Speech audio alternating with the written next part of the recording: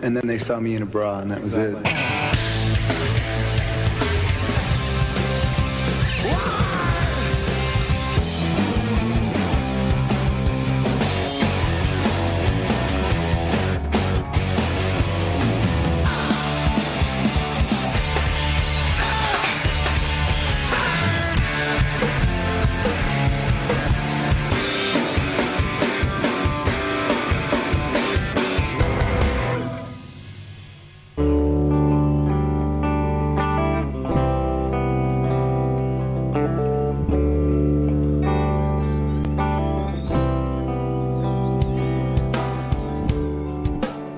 Hi everybody, this is Carlos from Cuba.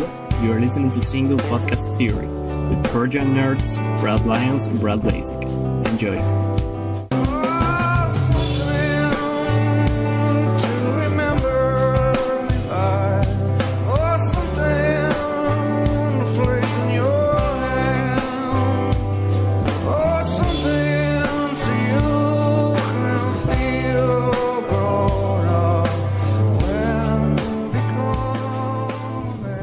What's going on, Pearl Jam nerds? You're listening to Single Podcast Theory. I'm Brad Lyons.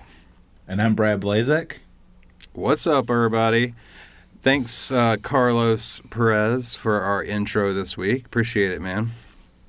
And this is episode 45. Mirror Ball, Neil Young. Backed by our lovely Pearl Jam. So, do you want to... Never mind. What's up, man? We'll go straight to emails. You good? I had a moment where I thought about doing something else, but okay. Don't worry about it.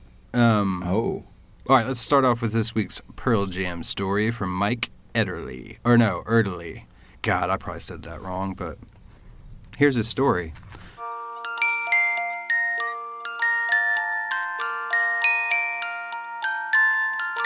Good evening. This is Storytellers. We are here to tell stories. We just have friends up here that are listening to stories. Have I got a little story for you?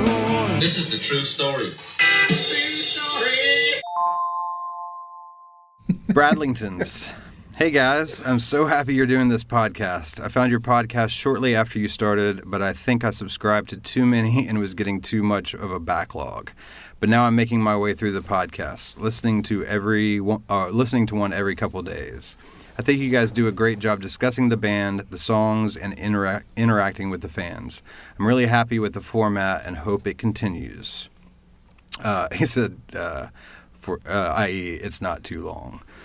He kind of like it's like a I don't know, a thesis or something. He's got like paragraphs by subject. It's kind of awesome.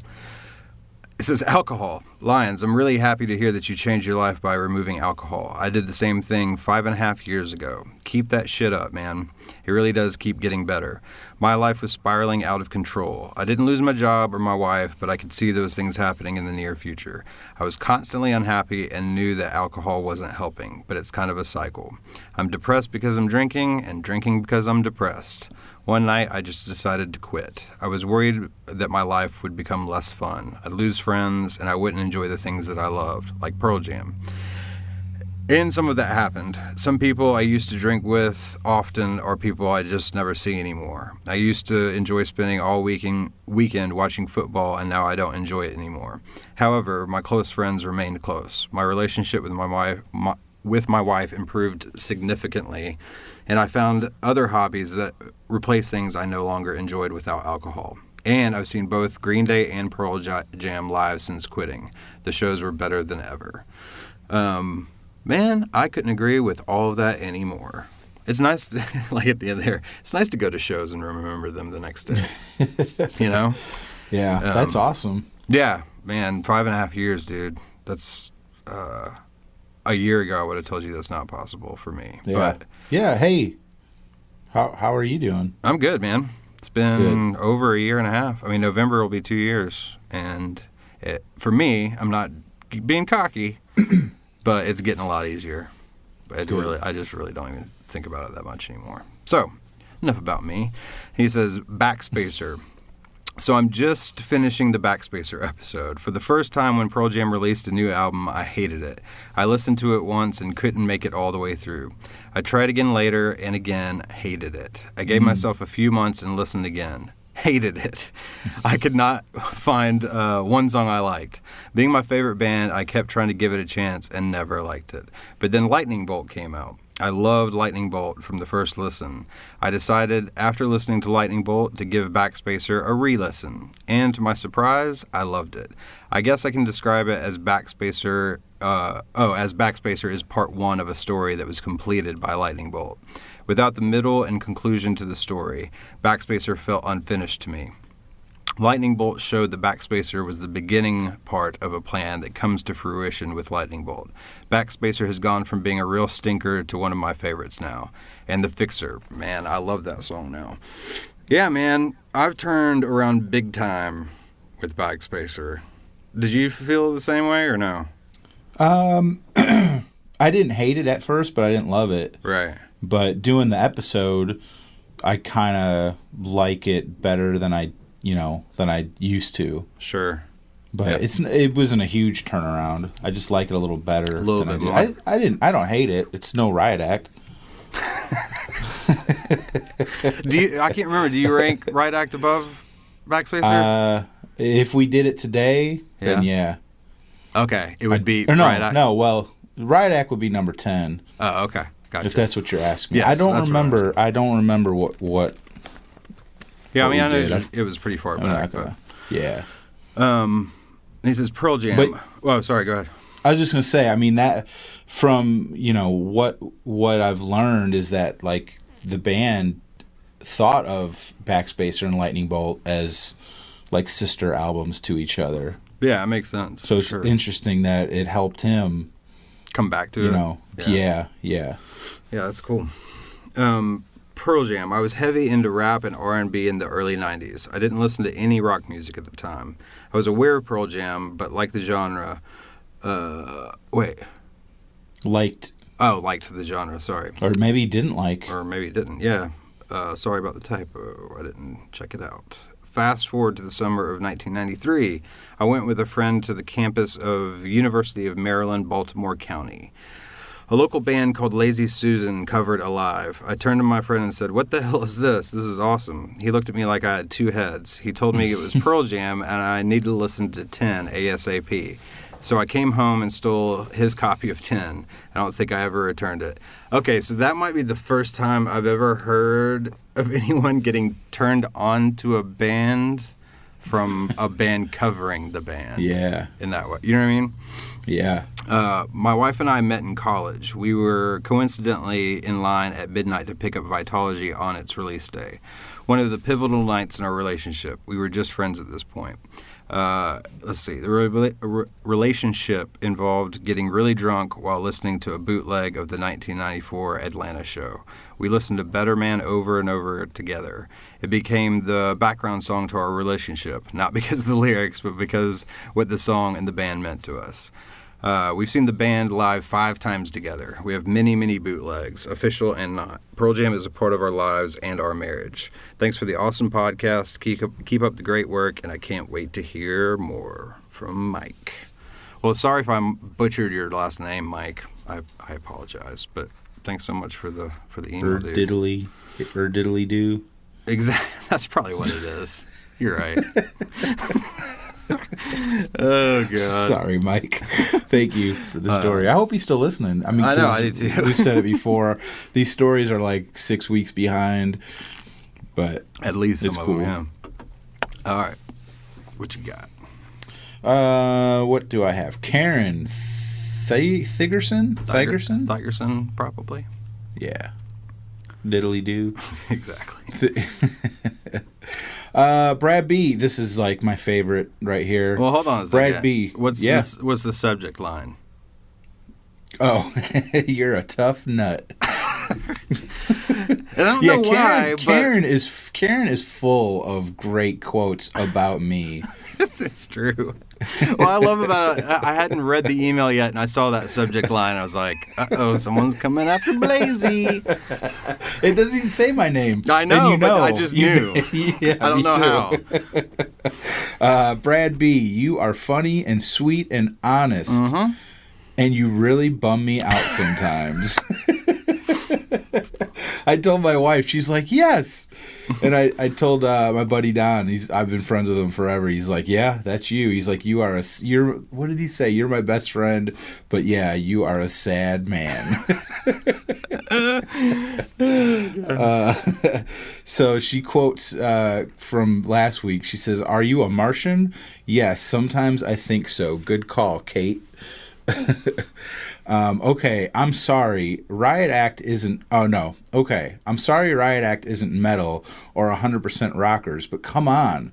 The meandering melody, yes, I said it like it's a good thing, of Thumbing My Way, crop dusters, overlapping rhythms, and the raw vulnerability of I Am Mine. And show some respect for Ark. It's a hymn, my friends. Listen to it. It's like a prayer beyond words. Traditional in structure while simultaneously pushing the creative envelope and challenging you to open your soul to an expanded idea of Pearl Jam. Yes, this is my church. I sing in the choir. And then she says, I give up. So weird how you don't like slow songs, but you love slow burn songs. Now, here comes number 2, the greatest quote, second greatest explanation of who I am.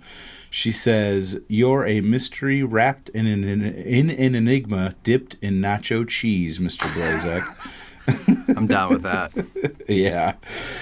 Thank you for at least admitting that the lyrics on this album are inspired. You love Get Right, and you are. I adore those songs too. But allow for some dynamics, man.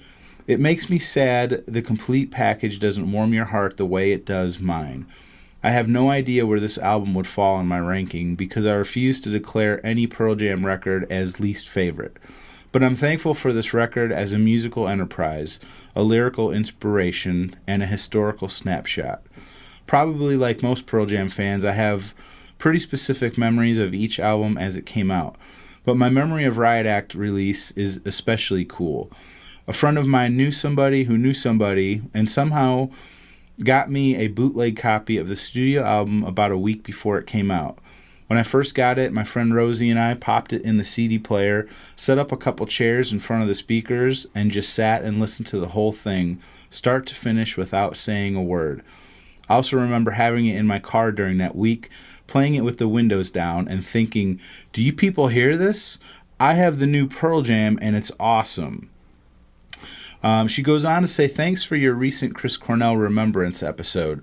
I never listened much to his solo stuff before, but this anniversary has me diving deep into it, and I'm loving it. I'm binging with a bitter mixture of gratitude and grief in my heart. Karen in San Diego. She says, P.S. I still like you, even though you don't love Riot Act as much as you should. Oh, man. She's so tolerant. Karen. Yeah. That was a good email, man. I like that one. Yeah, I like that one. Oh, thanks for taking the time with that, Karen. All right, I've got Derek Starkey coming up next. He says the subject is Riot Act episode and math. Hey, Brad's loved the Riot Act episode. Like most of their records, it has a slow burn song or two, an experimental track, and some crushing rockers. It also has the occasional adult contemporary pop hit, I Am Mine. I have a sneaking suspicion that this is what Brad B. dislikes about some of the latter Pearl Jam stuff. He would probably I would probably put this in the bottom half of my top 10, but it is by no means a turd. Is she right about that observation, Brad? He is right. Oh, yeah. I mean sorry. I was still thinking about Karen. Yeah, I mean I said it last week. This album's not a turd. Riot Act is not a turd. I don't hate it.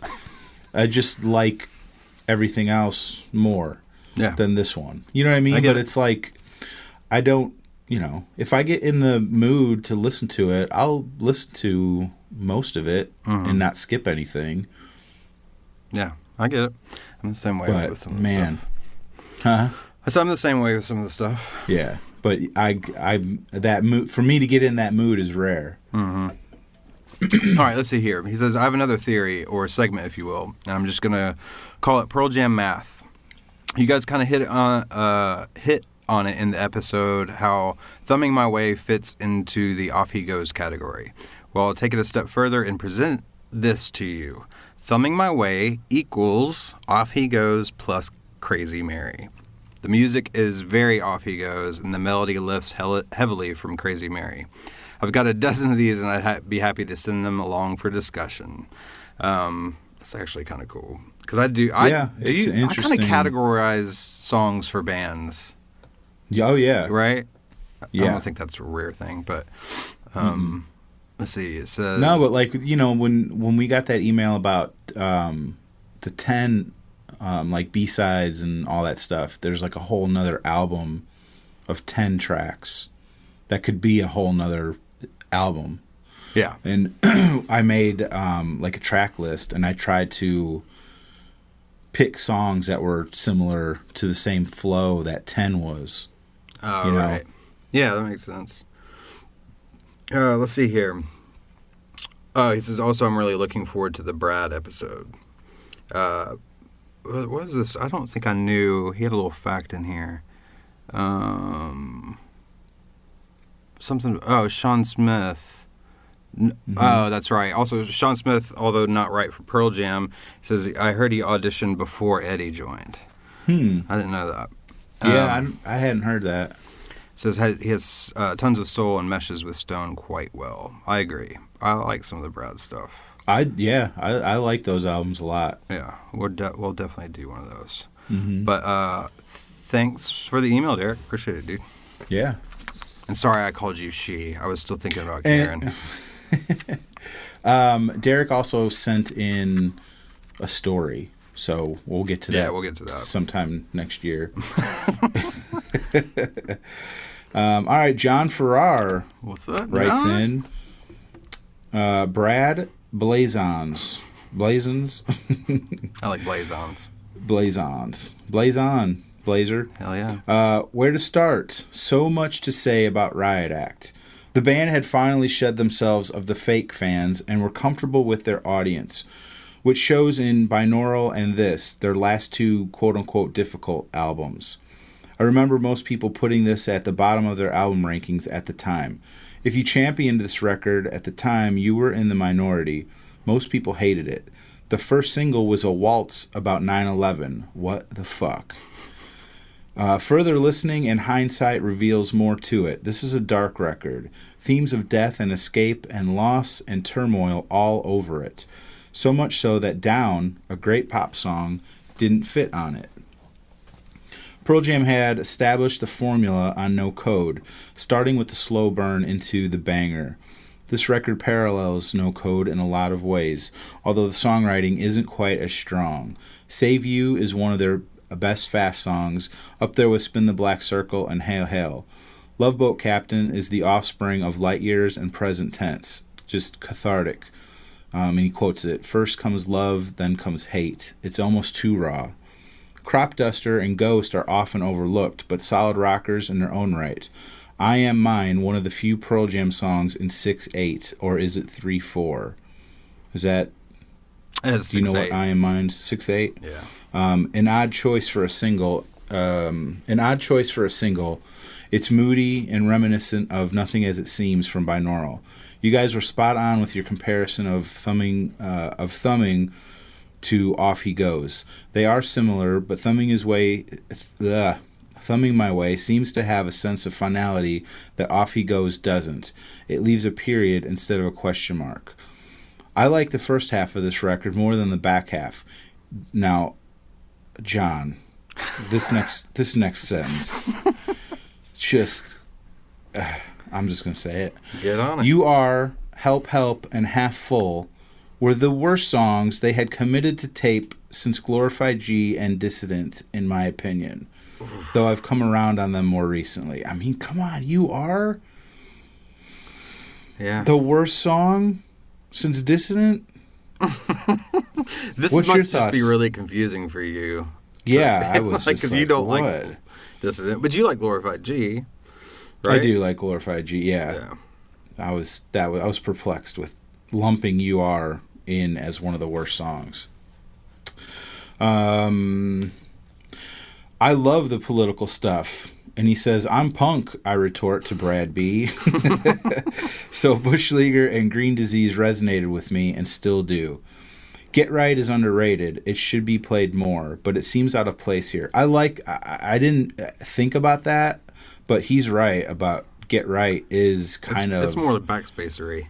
Yeah, I think, yeah. It is kind of weird in this mix. And it is underrated. I'd love if they play that song more. Yeah, me too. Arc is more than filler.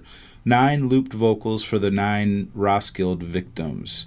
He did it live, but they omitted it from the bootlegs. You can find a live recording if you look hard enough. Again, one of those Pearl Jam songs best listened to in the dark at 3 a.m. And then All or None, keeping the flame of Indifference and Around the Bend alive. Most people rank Riot Act near the bottom of their album rankings, if not at the bottom. And he says, Brad B. It didn't bring any new fans to the band like Avocado or Backspacer, which are more accessible records. It didn't have angsty anthems like Ten or Verses, nor live classics like Vitology or Yield. It rewards repeated listening. The songwriting and musicianship are strong, and there are great lyrics all over it. The band never made another album like this, and most likely never will. And he ends by saying, fuck me if I say something you don't want to hear from me. John. Yeah, man. Thanks, John. Yeah, I like the parallels to No Code. Mm-hmm. Yeah, I do too. They're both kind of just weird out there albums for the band, you know? Yeah. But to me, they're like opposite ends of the spectrum. Because, No Code is my number 1. Right. And Riot Act, I'm pretty sure, like, today would be my number 10. So it's kind of interesting. Yeah, sure. To look at it that way. Yeah. But, well, like someone else already said, it might have been Karen. I don't. Who said something about not being able to think of any Pearl Jam album as their least favorite record. Right. You know what I mean? It was Karen. Yeah. Well, again, I've said it 100 times. Yeah, I like all their stuff. So. Apologize, Brad. Pay your penance. Yeah, well, it's coming. I'm just kidding, dude. I've got a public apology coming after you emails. Do? Oh, okay. Yeah. All right. I can't wait to hear about this. All right. I've got one from Jeff, our friend Jeff Kohler. Let's see here. Hello, Brads. As always, I enjoyed the last SPT episode. Just wanted to weigh in on a couple things. Love Boat Captain. Have to agree with Brad L. Great song. Best lyrics on the record, I think. You damn right, Jeff. Yeah. I'm with you, Jeff.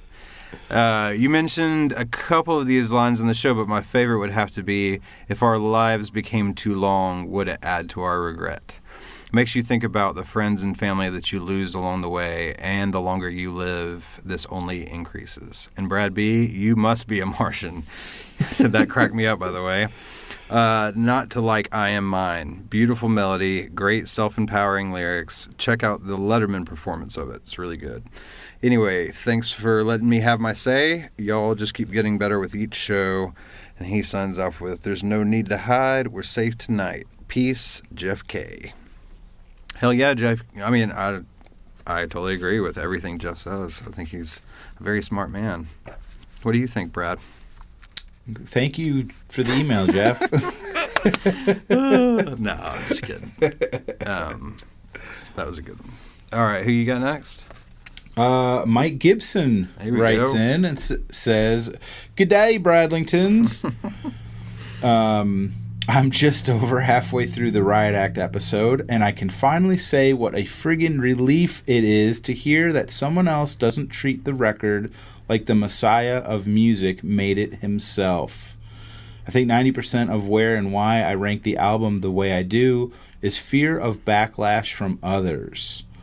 Crop duster? Help.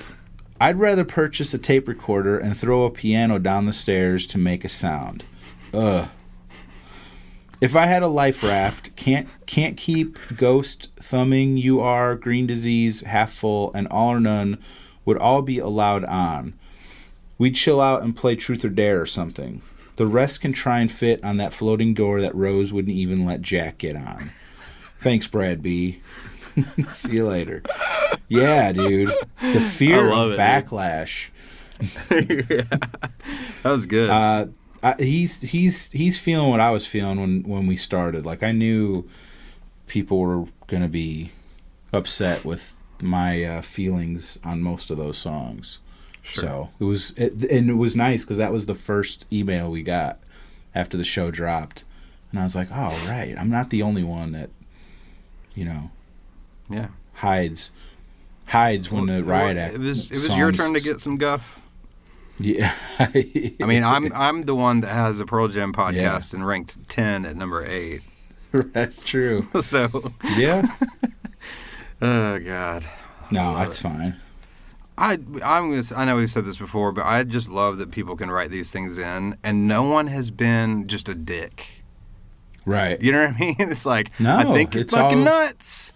I don't get it, but it's cool. You know what I mean? No, everyone's been cool. We haven't been trolled too hard yet. We're just awesome. Yeah, dude. I know. Man, we're batting 1,000, bro. No, we're not. All right, cool. I got one more from Stephen O'Brien. And I'm reading this because the first part of it, I'm going to try and, paint the picture for you because it is all caps and lots of spaces. So here we go. First of all, the subject is, I don't like this song, it's too slow. It's in quotes. God, I'm so glad so many people picked up on my reasoning here. All right, here we go. Brad B's favorite song is Black, and it's a 77 BPM track. Oh my God. And then it's just like normal. He says, Hi guys. Great episode this week. Riot Act is such a roller coaster. Listen for me. When it's good, it's so good. But when it misses the mark, it really misses the mark. If that album was a 10 to 12 track song record, then it would definitely be so much higher in people's favorite album lists, including mine.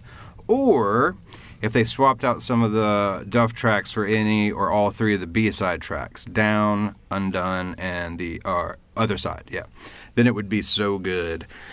I can't believe that those 3 were left off when tracks such as Arc, Bush Leaguer, and Help Help were left on. I think I'm going to make myself an alternate Riot Act and see how that goes. Euro Tour starts in 2 weeks. My God, I haven't seen them since 2014, so it's definitely long overdue. Another topic, I'm so happy... on another topic, I'm so happy that this tour isn't an album promotion tour. It means we should get some good deep cuts. I always find the album promotion tours, whilst being brilliant, always rely too heavily on the new material that no one is familiar with yet, rather than the tried and tested or untested deep cuts that I would much rather hear. Spoken like a true PJ nerd, huh? I remember seeing the Deftones just before they released Around the Fur, and they played 7 songs off that album, and I was so bored as it was stuff I didn't know. I just wanted to rage to stuff off the debut album. Talk soon, guys. Cheers, Steven. Yeah, you are talking like a true Pearl Jam nerd. That's for sure. Mm-hmm. I love it. I just love the open part about my favorite song being Black, because I could hear you saying that, and in your voice. Yeah. Oh my God. Oh man. Oh. Yeah. Well, I mean, I don't know if I agree about the whole album tour thing. I guess it depends. If I've been able to really listen to the record more than once, then I'm cool with some new stuff, I guess. But yeah, if I'd never heard the stuff and went to a show, I don't know how happy I'd be about that. I don't know how I feel about that, but I was telling him I saw Newfound Glory, I saw them one time a while ago, and it was a lot of new stuff, and I was kind of lost. So I kind of get what he's saying about that, you know. Yeah. But at the same time, like, I don't know. If you go to see a lot of shows, you want to see them play new stuff because you've heard all the hits a lot. Yeah, totally. It's a hard. I don't know. It's a hard. I'm sure it's hard to. You can't please everyone. No, you can't. No, yeah, you're totally right. I would just say, let the band do what they want to fucking do. Yeah. You know what I mean? Yeah. Yeah. You know what? I read Tool is doing this thing where it's the 3 band members are doing these like clinics, like music clinics. Mm-hmm. And somebody asked them about not playing certain songs. And they said like that, you know, a lot of it is like Maynard wrote some of those songs and they're very like emotional to him, and he's not that same guy anymore, and he doesn't want to fake the emotion of singing those songs when he doesn't feel it. Sure. Yeah. And I was like, okay, I get. Yeah. I'm dig down. that. I'm good with that. So I don't know. I play whatever you want, guys. Yeah, you have permission from us. Yeah. I'm still coming. Oh God. All right, So- that's it for the emails. If you would like to reach out to us, the email address is singlepodcasttheory@gmail.com. We are on Facebook, Instagram, Twitter. What else are we on? YouTube, all that good stuff. Facebook? Facebook. I think I said Facebook. I think or maybe I didn't. Who knows? I don't know. I kind of want to go back and check. Okay, I won't do that. Well, either way, it's you either didn't or you did, but that's like a callback to when I used to say that every time. Yeah, that's why I feel confused right now. I just had like a deja vu experience. Where was I? Oh, yeah, and if you'd like to find a way to support the show, you can go to patreon.com. That's patreon.com/singlepodcasttheory, and all the goodies and all that kind of stuff is there. So check that out if you'd like. But it's time for the Neil Young... Wait. What? Hold we have on. a new one that just happened today. We do. Yeah. Yes. And I don't know. I'm just going to say Mookie10 is a new patron. Patron. Oh, to not use the name until we have permission? I mean, I don't know. Yeah. Yeah. Well, on the email, it comes up as his name, but if you Sure. go to Patreon, it says Mookie10. Cool. So, Mookie, thank you. Thanks, bro. And just a shout out to Chris Davidson. Hell yeah. All of our patrons. Yeah. Remember Yeah. that first episode when I said all of our Patreons? I do. That was hilarious. I remember it well. It was. And then I just did it. All right, cool. Well, let's Can I, and one more thing? Yep. I do want to talk about something that happened last week. Oh, right. Okay. Just ARC. Like, we read a couple emails tonight where people, like, pointed out, like, you know, that song and what it represents and all that. Because there was, I don't know, not a lot of people, but a few other people, like, on Facebook and on the porch. I just want to apologize for making fun of that song because I just wasn't, I just didn't think about it, you know? Yeah. Well, I'm sure well, to be honest, maybe this is a worse admission to make. I didn't even know. I didn't know that story at all. Yeah. Well, if people don't know, the song Arc is 9 separate vocal tracks from Eddie and then like mixed in together. Mm-hmm. And I think it was Karen said it's like it's a hymn, you know, because there was 9 victims at Roskilde. And, you know, I had heard that before, but when we were recording that episode, I didn't even think about that. Like, I had forgotten about it. And just being my goofy self, trying to get you to laugh and get people to laugh at me. You know what I mean? Yeah, backfired. Because and then when people were, like, pointing it out, I was like, oh, shit.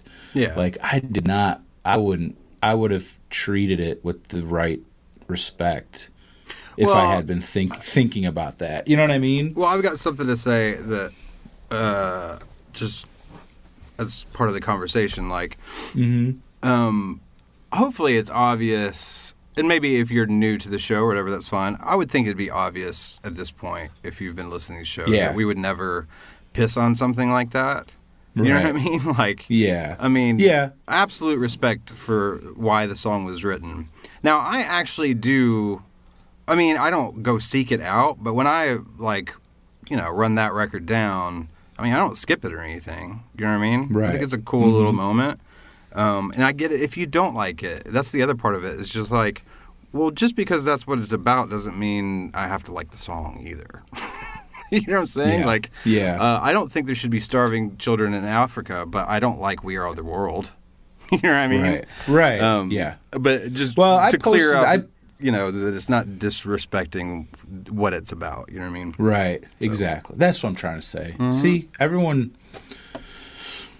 I'm used to rambling on, and then somebody else says exactly what I was trying to say in a much better way. So thank you. Whatever, dude. You speak so eloquently. No, I'm glad you brought that up. That's cool. Yeah. I wouldn't have thought about that. I posted on Facebook about it, and people were really cool and telling me don't worry about it. We get it. You were just joking around. But I did feel bad, and it was funny because I was listening back. Do you remember we were talking about I have this fear of if I met Eddie or any band member and I said something stupid and I'd get they'd be like, you fucker, and they'd just get on the bus and I'm like, no. I'm like, that's what if what if that little 2-minute part of the show is the only thing Eddie or the band ever heard of me? That's what they hear. Right. That would be my luck. Yeah, exactly. So I'm like, oh. All right, cool. Well, thanks for addressing that, dude. All right. You're a stand-up man, Brad B. By God. Salt of the earth is what you are. Yeah. All right. Mirrorball. Yay. Neil Young. We both agree on this record. Yes. We do. I love it. Do you have facts on this one? Just I do. Quick little. Sure. Yeah. Okay. So technically it's a Neil Young album. Mm-hmm. But it's Pearl Jam is the backing band. Mirrorball was released June 27th, 1995. It was recorded. This was pretty interesting. It was recorded in 4 days. Oh yeah, it was. 2 days in January and 2 in February. In Seattle at Bad Animals Studio. Now, why is that? I thought that was Stone's studio, but it's not. So why is Bad Animals sounding familiar to me? Do you know the studio? Yeah. I don't know. Okay. Well, I'm assuming other. I'm sure. Prominent Seattle bands. Yeah. It was produced by Brendan O'Brien. Hell yeah. Nominated for a Best Rock Album in '96 at the Grammys, but it didn't win. I should have looked and saw what won. But that's pretty cool that it was nominated. Hell yeah. Yeah, man. Because it's kind of a weird little collaboration type album, But it makes so much sense. Yeah, especially in those days, Neil Young. Really, the only reason I've ever heard of Neil Young is because Pearl Jam and Eddie were so into him. Yeah. In those days, Yeah. But all the songs were written by Neil, except for what was it? Is it Peace and Love? Yeah. Peace and Love was him and Eddie. Yeah. What else? There's not. It was a 4-day session. Yeah, there's not a whole lot. There's not much. It was recorded live. They basically did 3 or 4 takes of each song, and then that was it. I bet there's some first takers in there. Yeah. But and written too. That's the big thing. Is Active Love. You're right. And Active Love Song and X. Song X were the only 2 that he had previous. He walked in with. Right. He wrote the rest of them while they were there. Yeah, that's crazy. I fucking love Neil Young so much. Oh, God. Is Active Love an old song of his? Because I watched today. It's when he was inducted to the Hall of Fame in '95, I think. Mm-hmm. They played "Act of Love" with Crazy Horse, and at the end he says that's an old song from one of my first records, and I can't find any kind of information about that song being an old song. Yeah, I don't. Maybe I'm just a really bad Neil Young fan, but I don't know. Yeah, I guess it but that was the been. first time I ever heard that. And by the way, that footage, and then Pearl Jam comes out and they play "Fucking Up." Yeah, But it's awesome. Yeah. That dude, "Act of Love." Have you ever seen Crazy Horse playing "Act of Love"? yeah. I told you I got to see Crazy Horse, right? Yeah, that's right. Yeah. I don't remember if they played that song or not, but It's not very different, but it's different enough that it's like this is like the Mirrorball version is very tight, which is compared to the Crazy Horse version. right. But it's a little slower. Which but one is? like the Crazy Horse Crazy Horse, version. yeah. Yeah. Well, that's And it's kind of like, spacey and like I don't think he starts singing for like 2 full minutes. that sounds about right. It's cool. It was cool for me. This is the first time I'd heard it, and I was like, "This is fucking killer." Going back through this record now, like I told you, I feel a little bit underprepared because I haven't listened to this record in a long time. Like, admittedly, Yeah. even though I think it's great, but it just kind of like reminded me in a real way, or kind of solidified like how big. And this is going to be a very obvious statement, but I mean, really, from like a musical standpoint and how they carry themselves, like how deep the influence of Neil Young runs in Eddie as a frontman and this whole band, Pearl Jam. You know what I mean? Like, Yeah. they are so. Just them being themselves, they're like a badass Crazy Horse. Not a group of people trying to sound like Crazy Horse. They've got their Right. own thing that's just kind of natural there, which is the only way you can make a full-length record in 4 days. Is if you got a band that just knows how to.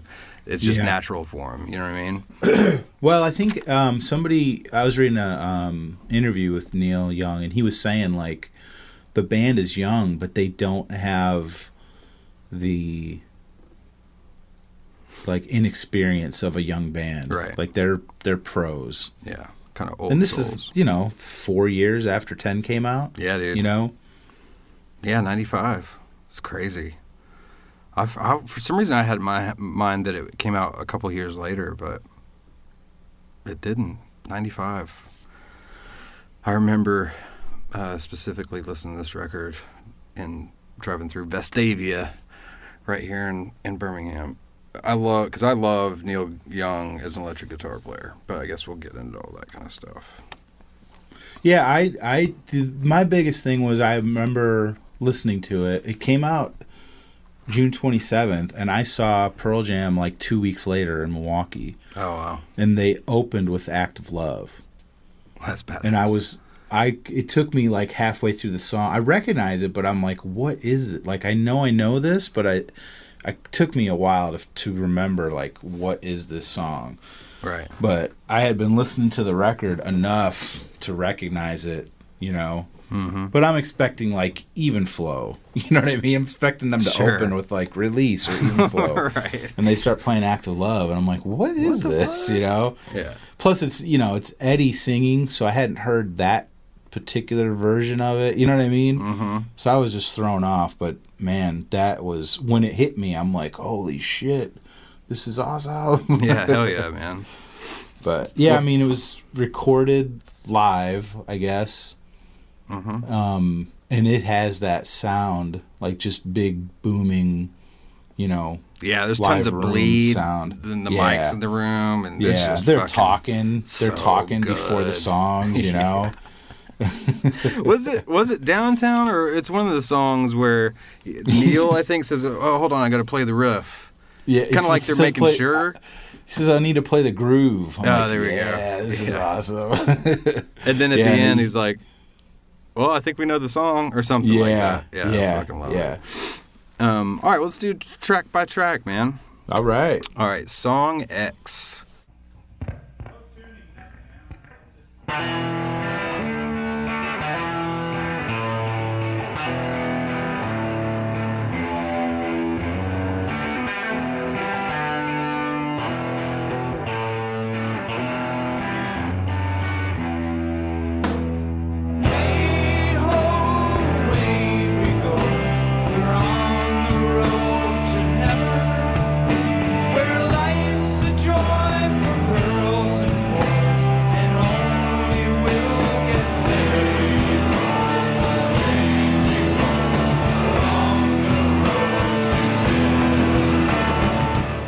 I think this is a pretty strong record opener. What do you think? You know what's funny? I thought of you because the whole hey ho away we go thing in the lower voice. It reminds me of fucking I am Afraid into I Am Sanity. Mine? No, it reminds me of okay. Okay, yeah. Off of Justice. Isn't that Afraid into Sanity? Yeah. And that's my favorite song on Justice. Is it really? Yeah. I don't think I knew that. Probably my favorite Metallica song. Whoa, really? Fuck yeah. I love Afraid. Yeah. Oh, God. The solos in that song. Yeah, Ooh. no, I mean, it's a great song. But yeah, this song, not digging it? Oh, man. No. Is it I Am Mine that I said was like a pirate shanty song?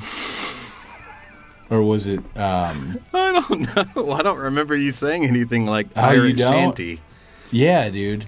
What do you mean? The way he what's the one, the way he sings like the verses? It's either I Am Mine or what's the other one that I don't like that everyone loves? Love Boat Captain. Yeah. It's got to be. I'm pretty sure it's I Am Mine. Yeah, I described it the way he's singing as like a pirate shanty song. That's one of the reasons I don't like it. This song. Oh, I hear what you're saying. Okay. This song is straight up a fucking shanty seafaring song. You know what I mean? Yeah. The way he sings these verses. Oh yeah, just very sing-songy, kind of like you can imagine a bunch of pirates in the bottom of a ship drinking, like spilling beer everywhere. Yeah. Yeah. Okay. Cool. Like the way your brain works, Brad B. Well, that's not what I got from the song at all. Yeah. But you blew my mind with Metallica. Frayed Ends. Yeah, that's. But I don't know. I see where once you explained it, I see it. But yeah. Yeah, like the Metallica reference is like a funny version of the song. You know what I mean? Yeah. There's nothing funny to me about Song X, but maybe to some other people. But I mean, right away, like the guitar solo is just like fucking classic Neil Young. I don't even know how to describe it. It's like he's this like fuzzy angel, alien. Even when he plays bad notes or whatever, it's still fucking amazing. I do like the tone. Yeah. Of the tone of that guitar tone in the solo is pretty cool. It's fucking sick. Yeah. And it's so funny. I don't think I ever noticed it. I was listening earlier today I've been at the studio, and so I just pulled it up in the control room on like really nice monitors or whatever. And that during that guitar solo, I think it's in the left speaker, there's crazy like percussive harmonic things going on. I have no fucking clue who that is or who's playing it, but it's pretty out there. It's cool. And I love the bass noise at the end of the song, or close to the end of the song. You know what I'm talking about? No, I don't. The bass guitar is like feeding back, and I'm not super familiar with this song. Okay, cool. The rest of the album, I am. You're down? But yeah. Yeah, there's a part where everything kind of falls apart before it does like a re-outro thing, and it's just like, I think there's like probably a delay and an octave pedal and all this shit on Jeff's bass, and he's just kind of like letting it feed back and ring out, and then they kind of quietly go back into the song. It's cool. Well, then I guess we'll move on to Act of Love. Yeah, that's it.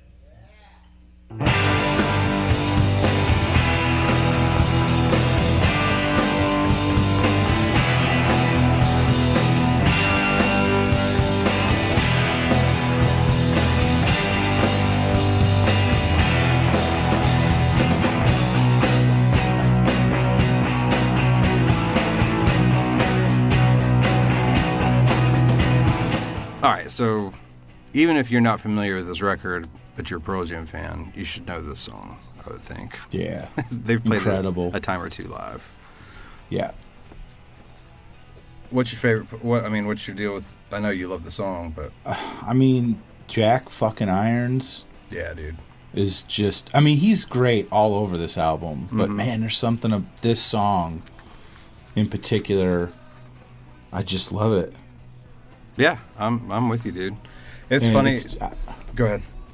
I was just gonna say it just kind of, I don't know, that big booming live sound of this song, and with those drums like underneath, it's just it's so great. And then Eddie is basically singing the chorus. I mean, just the Act of Love part is Eddie. Yeah, totally. I love. It's one of the moments where you can hear Mike stick out a little bit. So much of the lead stuff on this whole record is Neil on that gold top painted black, his baby. I love that guitar. It sounds amazing. But Yeah, and he said that he used that guitar was all he used for the whole album. yeah, I mean, I think and with Crazy Horse, that's the only guitar he uses. Really? He has like a whole separate like electric rig for that one guitar. Wow, I didn't know that. Yeah, it's its own little fucking magical spaceship with all these fucking pedals everywhere, and he's got this whole system that his guitar tech has worked out for him. It's actually really kind of complicated. It's not just like having a pedal board with a couple stomp boxes on it. You know what I mean? Yeah. And he was quoted somewhere too talking about he was just like gushing over Jack. Since you mentioned Jack on this song, Yeah.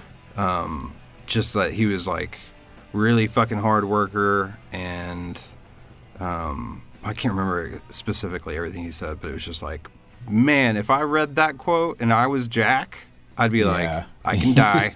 I'm done. Yeah. It's like someone that goes to space and then comes back and they're just pressed because it just doesn't compare anymore. You know what I mean? Yeah. All right, well, let's move on to I'm the Ocean.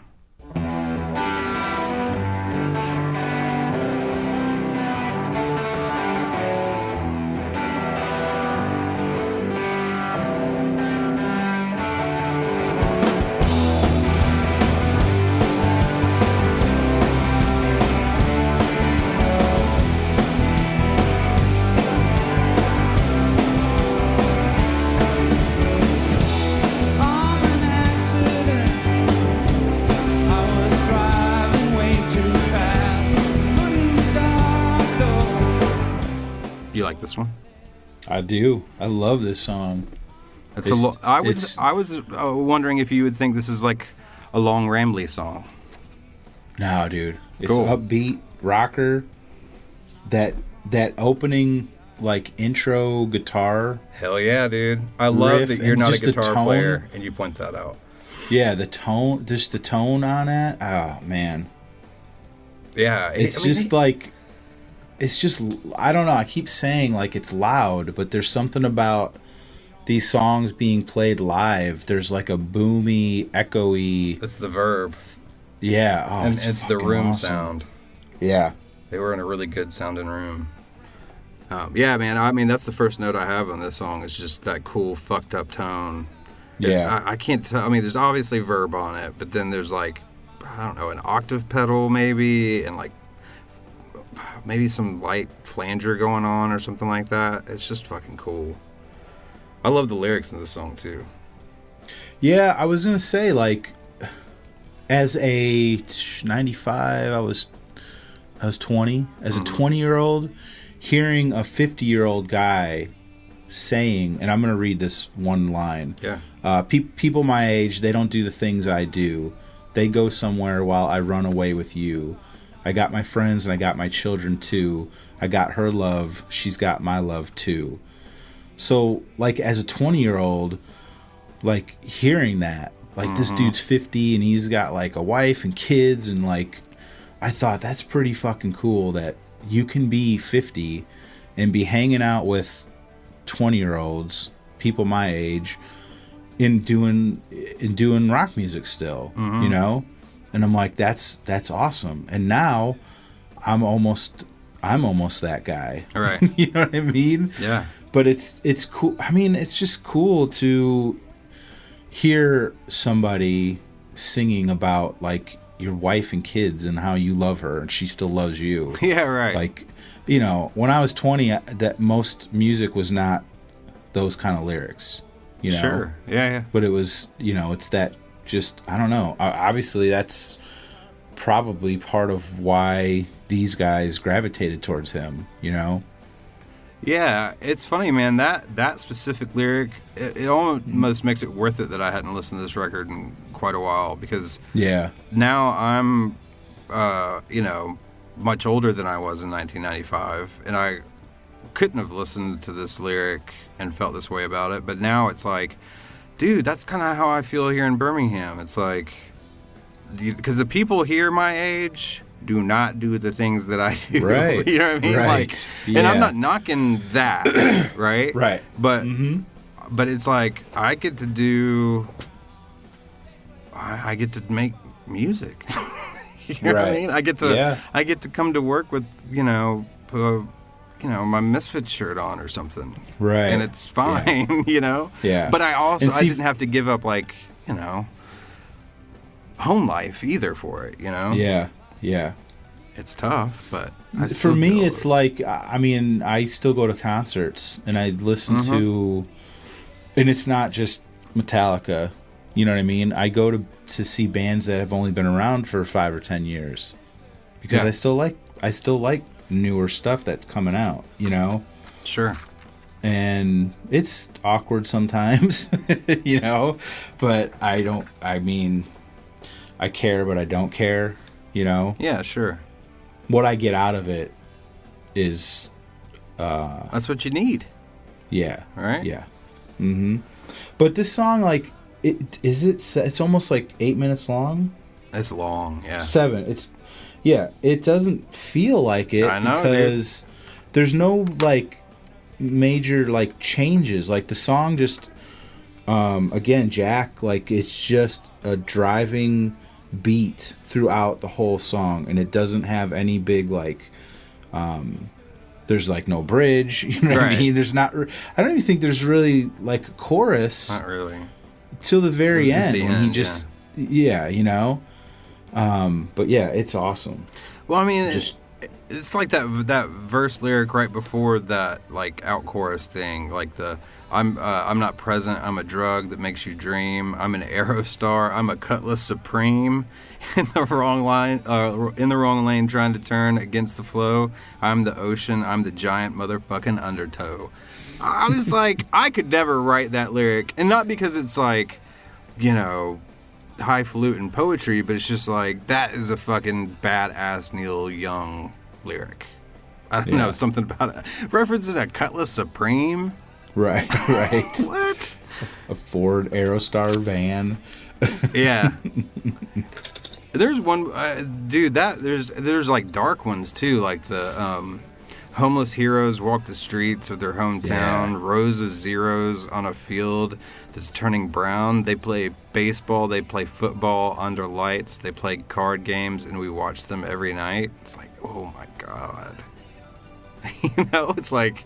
Well, I mean, to me anyway, it's just like, we're willing to, like, and I'm not trying to get into a thing here, but just the point of it, to me, is just like, we're willing to spend all this money on entertainment for people that have money while we walk past people that are just fucking desperate on our way to go do those things.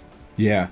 You know? Yeah, the song like, it is kind of a, what's the word? Fuck. I don't know. It's just like the music doesn't sound as dark as the lyrics. There's like a kind of opposition, like juxtaposition kind of thing. Right. Going on. Yeah. I hear you, man. I didn't think we'd spend the longest on that song. No. I love that song, though. Well, I mean, we didn't really mention that Eddie's not really on this record that much, and they said that he was going through like his stalker issues at the time they recorded, but he is on some background vocals on this song. Yeah. Always good to hear Ed. Yeah. All right, let's see here. We got Big Green Country.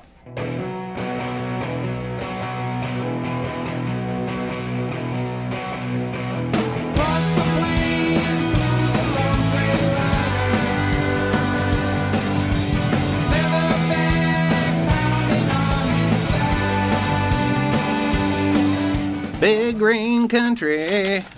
Oh, sorry, wrong song. Oh God, is that a real song? No. Oh, okay. I'm just fucking around. I don't know why I heard Green Country. Yeah. True story. There you go. That's probably what it is. What's his name? John, who gives a fuck. Real world fuck. Yeah. Yeah. He's got a song called Big Green Country. Big Green Country. Yeah. I tell a true story in the big green country. Well, this is like the most kind of, I mean, I don't know, we're kind of joking about it, but this is kind of like one of the more up kind of songs, like faster tempo with like downtown and active love. This could have been like the B-side to I'm an Ocean. Like if they'd released that as a single. Yeah. This is kind of similar to that song. Sure. Just straight up driving beat of a rocker, you know? Yeah, it's pretty simple, like you said, straightforward. I don't know. I don't really have... It's so funny. It's like... I should have maybe prefaced this. I was making notes and everything, and everything was just about the guitars and like maybe and some lyrics. You know what I mean? Yeah, right. And it's just like, how many times for every song can I say "fucking cool guitar tone"? But that's like what a lot of my notes Neil are. Young, though, right? Yeah, that's Neil Young, though. I mean, that's. Mm-hmm. I need to listen to him some more because I've never really listened to his stuff. I mean, you know him more than me. Is this album kind of close to what he does? Oh, it's like Crazy Horse, but it's nothing like a Neil Young record.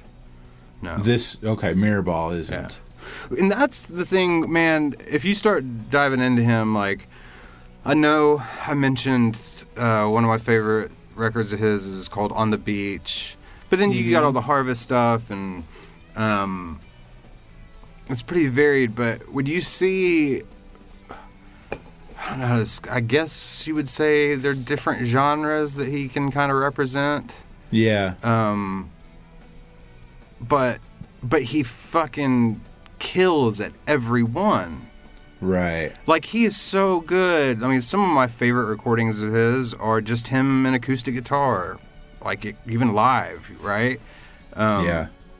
And that's such a specific skill set, you know? Especially just from a guitar standpoint. But then how natural and badass he is playing in a fucking just dirty rock band. Yeah. You know, usually someone's good at one or the other, and he's just in his element in both scenarios, you know? I don't know. It's like he doesn't fucking know what he's going to play for a lead, and he just does it, and he goes for it, and I know what the notes are he's doing, and I know that there's verb on it, or this pedal, or whatever, but it still, to me, is like magic. Yeah. You know what I mean? Yeah. I don't know. I remember being at my buddy Don's house because he plays guitar. This was when we were like teenagers, and like I asked him, or I looked up in one of his magazines how to play "Rockin' in the Free World," and I was playing it, and I said something about, "Oh, I missed that note." He's like, "Dude, it's Neil Young. Like, that's how he plays it." It's true. I was like, oh, okay, cool. He's like, yeah, you sound right, because that's, if you play it wrong, that's how he plays it. I was like, Right. oh, okay, cool. I can get into that. Yeah, man. But anytime I listen to him, it's always like, yeah, this dude is not in a bad way, but he is not, he's not Adam Jones from Tool. You know what I mean? Right, sure, yeah. He's not super technical, No, but he's not. it's like you said, it still sounds cool. Yeah. Yeah, I don't understand him. I love it. I love too, just in this song when he goes super high voice. yeah. You like that? I do. Oh, okay. Yeah. Man. It just, I know, dude. I'm a fucking nacho cheese burrito anomaly. something. Yeah. But that part of the song too, the music, like the bass, the bass kind of picks up, and I think Jack is playing on the ride cymbal at that point. Yeah. It's just it's I don't know. It's a cool section of the song. Yeah, and this is probably be a good example too of how, and if when you compare to bands or groups of musicians, sometimes when you say something positive about one of them, it sounds like you're shitting on the other, and that's not what I'm trying to do. But there's like an energy that Jack brings, and I'm not saying that Crazy Horse is I don't know, slow and mellow or something. But there's just something his rigid kind of the way he plays just kind of keeps the energy up the whole fucking record, even if it's a mid-tempo tune, All right, let's move on to Truth Be Known.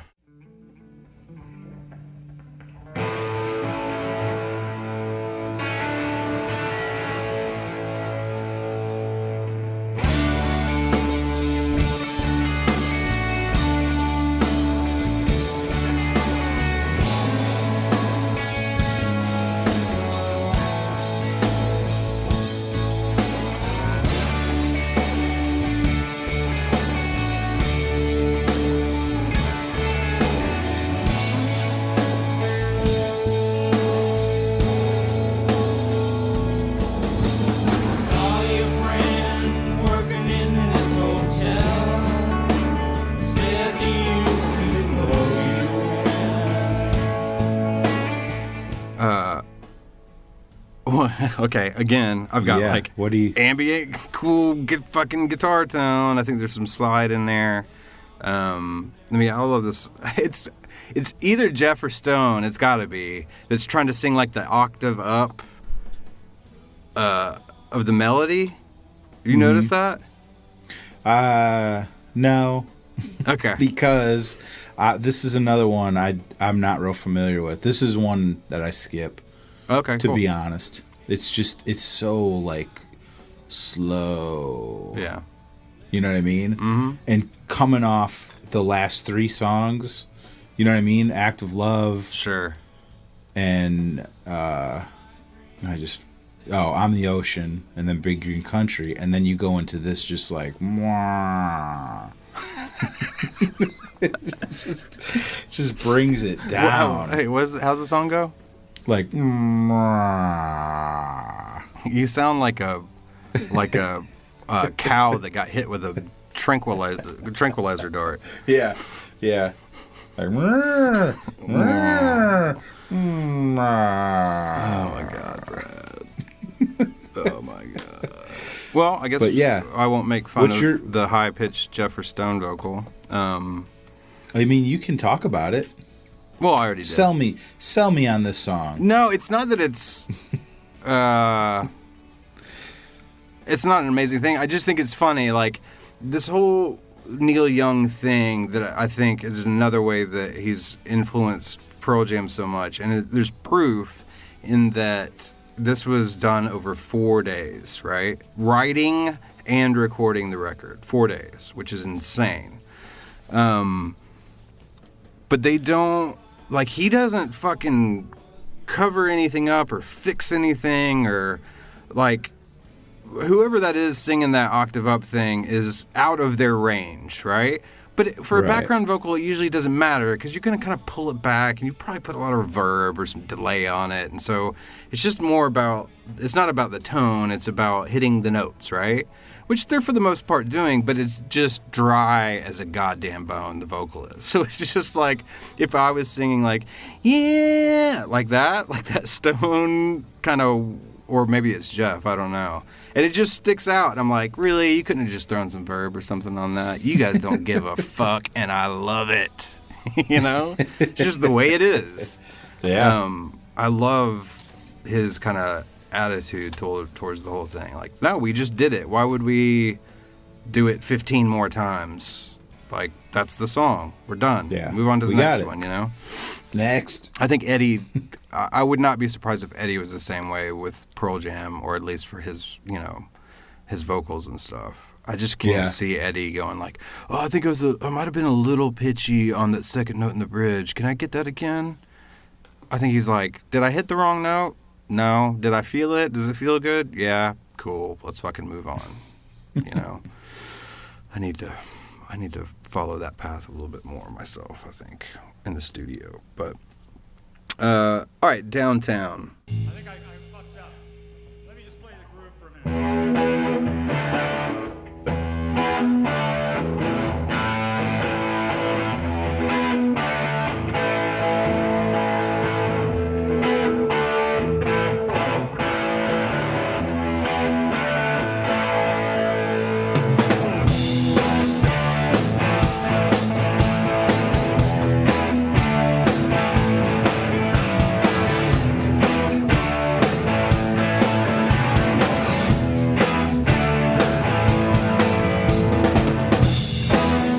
There's a place called Downtown where the hippies all go. Best rock song nominated for Grammy, Nominee. right? Yeah. In '96.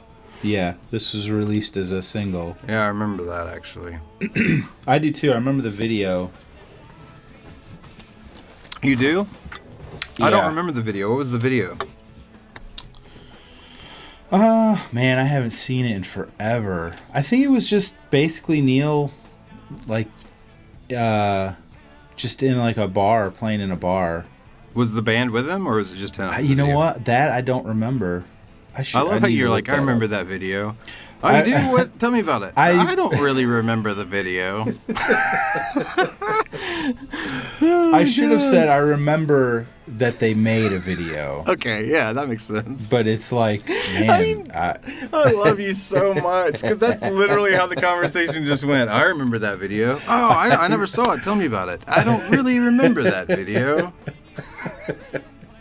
no, I remember that they made a video, and I remember watching it like, 20 years ago. Yeah. But I don't remember what was happening.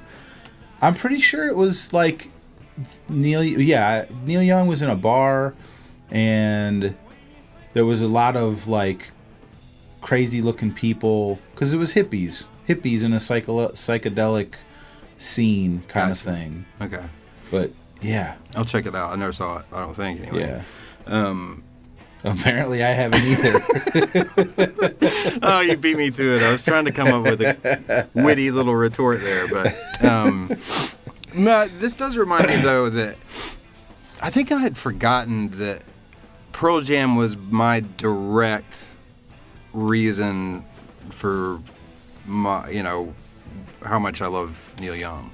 And it's funny, I'm not really like this about any band really, but I know how much I've been moved by his music. I'm not like a walking Wikipedia page of any of my favorite bands, to be honest with you. But Yeah. it was just so cool to me now and when I was younger, that especially once I'd kind of taken the dive into all of the Neil Young stuff that was out there, that Pearl Jam, it was this like symbiotic thing where, and I'm not saying that if it wasn't Pearl Jam that he wouldn't have gotten nominated for anything, but with them being like the biggest band in the world at the time, that had to have helped a little bit, right? I mean... Oh, yeah. But how they were getting to play and learn from one of their mentors, but also bring him back into being relevant in a way. You know what I mean? Which I think is really important because they're how I found out about him, really. Yeah, me too. The timing of this album and this collaboration was just like perfect for both parties involved.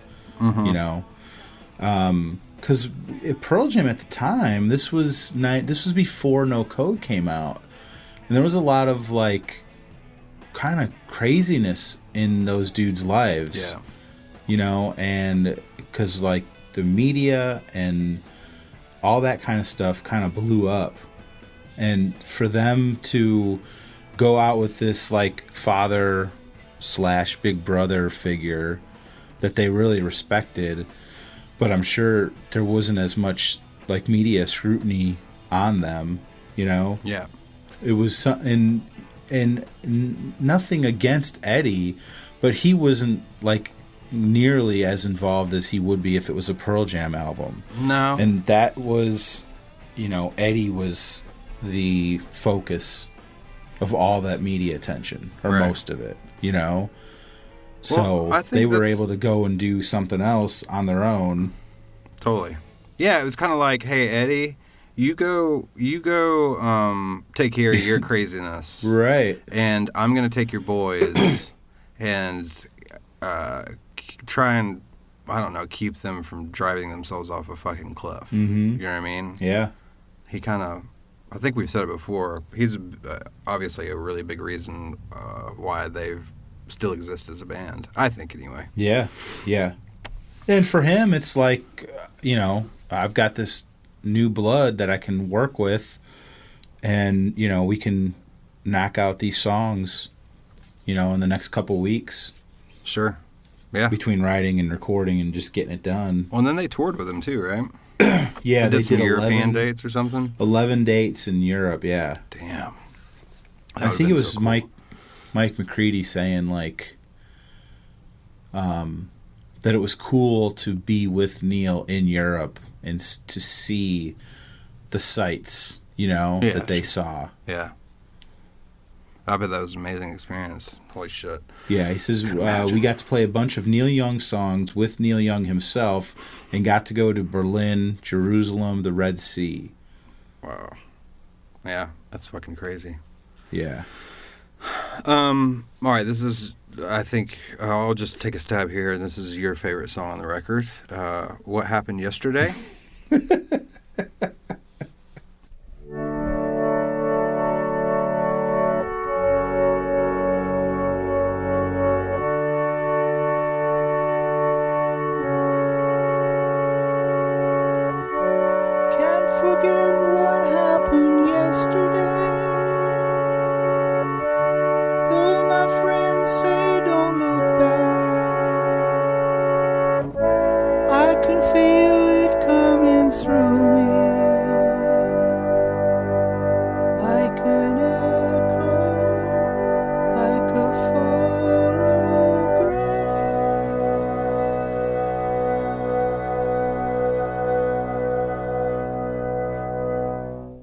Did you like that? Yeah, that was good. Speaking for you there? It's just like, I think it's 45 seconds long. Well, I thought you were talking about Downtown. Oh, no. And then when I realized. No. Just organ and vocal, man. Yeah. It's the perfect length for that type of song. In your estimation, would 15 seconds be a better length than 45 or 46 seconds? I'll give you 30. I'll give you 30? Okay, cool. Yeah. No, but it's cool, man. It's a Neil Young Pearl Jam record, and there's the two weird little vignette little songs in there, you know what I mean? Yeah. Like a Vitology or something like that. Yeah. No, it's a cool little, like, intro to Peace and Love. That's how I look at it. I gotcha. It's part of the next song, even though it's its own separate thing. Yeah. It's almost like it's I should have looked and see how they track listed vinyl. I wonder if that was like, no, that'd be too many songs for one side. I was thinking, what if they did 8 songs? Yeah. like What Happened Yesterday was the end of one side and Fallen Angel was the end of another side, but there's 2 songs. I could see them doing that. Yeah. I mean, I don't know. Again, whether you like it or not. And actually, you know, I'm backpedaling, and this is a good thing. Changing my mind about certain kind of what I would have considered throwaway tracks on some Pearl Jam records, but I don't know.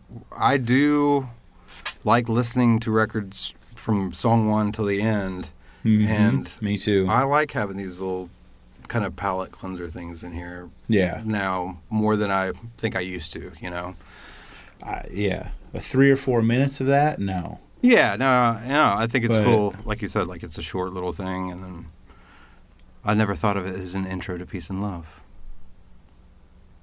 I like the way you think, Matt B. Now you do. You're a goddamn genius. Well, Peace and Love.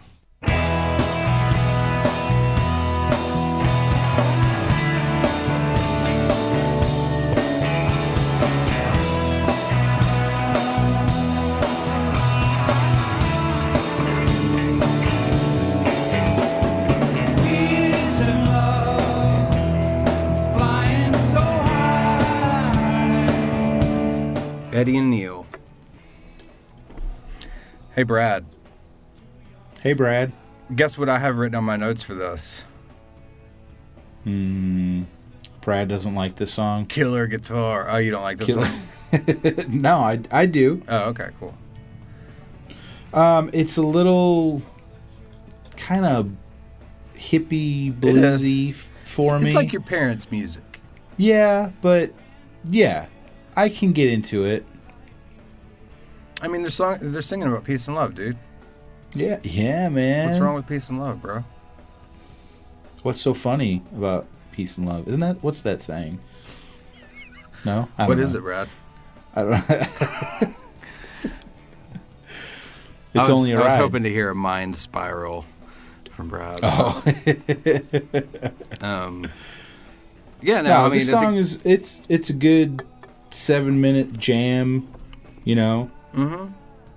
I mean, for me, it's like, how cool is that Eddie got to write with Neil? I don't know. Yeah. Oh, and his part is fucking incredible. Eddie's part? Yeah. Yeah, dude. When that like pump organ, is that what it's called? Right. Yeah. What is it, man? When that kicks in, and Eddie starts singing his lyrics. Oh man, I love it. Dude. I love Eddie. There's like, this is actually a song with one of the very few, or I'm assuming it's overdubs, but like during, I think like the guitar kind of instrumental thing, like there's Neil in, I think, the right speaker playing like a melodic, like 4-note line, and then over in the left, I think, or something, is like a baritone guitar. Just, it almost sounds like it's a bass, but it's a baritone guitar, kind of like overdubbed, like answering back to Neil's melody or whatever. I wonder if he overdubbed that, or if, you know, because that's the thing. There's fucking 3 badass electric guitar players. Right.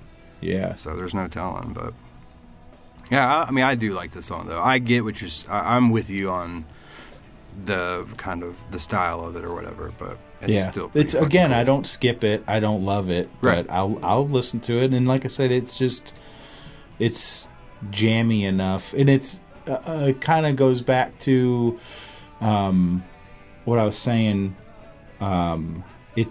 It does kind of change. Like there's that weird breakdown before Eddie's bridge. Yeah. With the guitar, he just, I guess, is he like plays a note and then does like a what is that called? With a Bigsby? Wow, wow, wow. Yeah, the tremolo. Yeah. Yeah, that's his deal, man.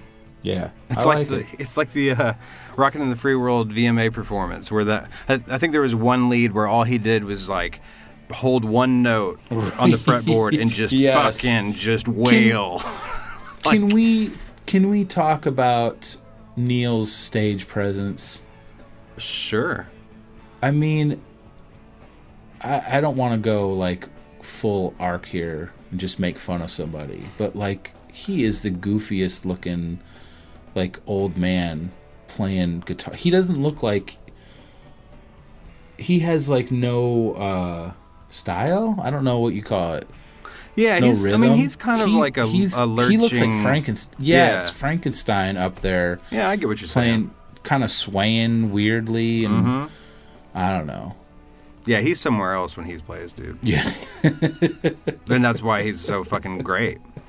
yeah. I mean, think about I that love too. it. Like to your point, you even take that same example of Rockin' the Free World from the VMAs. You know, Yeah, he's just like fucking. He looks like. Oh, what am I doing? If Right. if there's no Yes. sound, Yes. right? Yeah. Like it was some parody, Yes. but then you turn it on and you hear what's coming Yeah. out, and you're like, God damn! Right. Right. Yeah, dude. You don't expect it.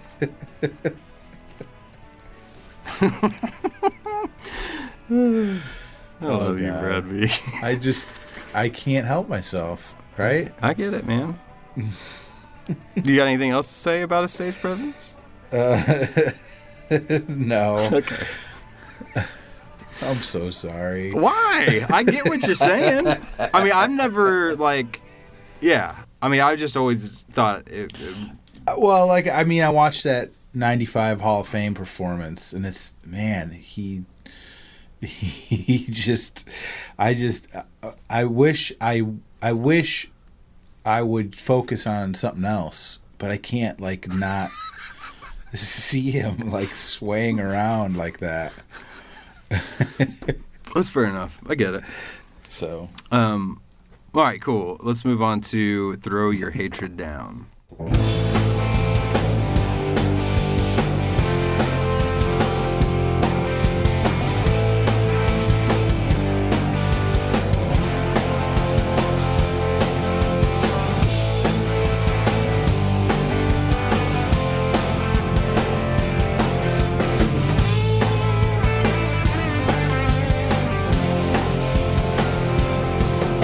Here in the conscious world, we place our theories down. Again, my notes start with Love Neil's Leads. yeah, yeah. I love this song. And this song almost doesn't fit on the album. Like, the guitars are Right. real, like, clean. Is that how you'd say it? Sure, yeah. Okay. They're not real, like, fuzzy They're not and echoey. distorted out and, yeah, blown But out. it's a kick-ass, just like the rhythm section. Again, just that driving beat all the way through. It's awesome. Well, and we haven't mentioned Jeff really that much, but he kicks ass on this record. Yeah, definitely. Man, I mean, you know, it's the constant like rotating conversation depending on what day it is, who your favorite Pearl Jam drummer is. Not for Right. everyone. Some have it, you know, locked in, but I mean, he and Jeff and Jack played fucking well together. Yeah, well, dude, like, you keep coming back to the guitar or the guitar tone on this whole album. Mm-hmm. That's how I am with just Jeff and Jack. The rhythm section on all these songs are just like, you know, this is a great album to get in your car and just drive, Yeah. because those dudes are laying down that part of every song, and it just keeps going through each song. Yeah. There's a lot of tension in a good way with how Jeff and Jack play together. Yeah. Just in general, not even just this record or this song or whatever, you know? That's what, yeah, I don't think I've ever really said that out loud, but that's one of the things I do love about the Jack records for Pearl Jam, is there's just kind of this, and like I said, in a good way, unnerving little bit of tension always there. Like it can always blow up at any second. Yeah, like they're trying to keep up with him. Right. Yeah, And not in a totally. bad way. Yeah. You know, but it's yeah, that tension is a good word for it. Yeah. But I like all the solos in this. In this song? Yeah. Yeah. Cuz it's like verse, chorus, solo. Mm-hmm. Verse, chorus, solo. Verse, chorus, solo. Like, I don't know. I mean, I can't remember if it's this song. Shit, I should have written it down. But there's just like this obvious point in one of his leads where he started on the wrong fret or something, and it's just like he just keeps playing it for a second and just kind of slides his finger up until it hits the right note. Again, it's that whole like, I don't give a fuck. Yeah, I got there. It doesn't matter if I hit 4 bad notes on the way. It's still awesome. I don't know, man. I'm just going to talk about his guitar all night. Sorry. Yeah. All right. Then we got Scenery.